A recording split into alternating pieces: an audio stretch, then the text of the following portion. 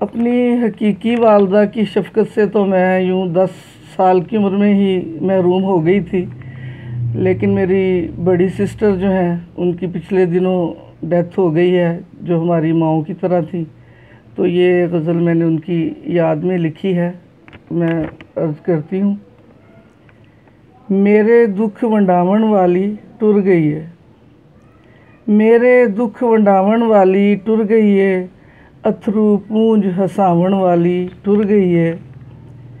दुखड़े सुन के सीने दे नाल लाउंदी सी, दुखड़े सुन के सीने दे नाल लाउंदी सी, बुक्कल विच लुकावण वाली टुर गई है। मावा वांगर सिर ते ठंडी छां सी ओ, मावा वांगर सिर ते ठंडी छां सी ओ, निग्गी गोद खिडावण वाली टुर गई है।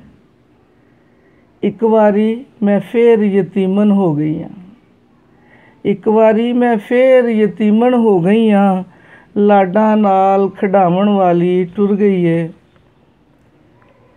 किवें मैं भुल जावां ओदियां यादां नूं, किवें मैं भुल जावां ओदियां यादां नूं, बावां विच झुलावण वाली टुर गई है, बावां विच झुलावण वाली टुर गई है।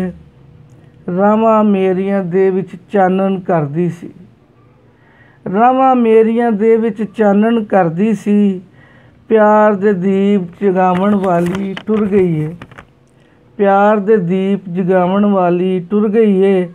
उंगली फड़ के निक्कियां निक्कियां हत्थां दी, उंगली फड़ के निक्कियां निक्कियां हत्थां दी, टुरन दी जाच सिखावण वाली टुर गई है। उंगली फड़ के निक्कियां निक्कियां हत्थां दी, टुरन दी जाच सिखावण वाली टुर गई है।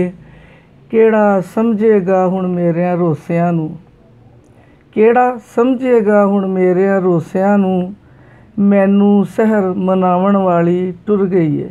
शुक्रिया।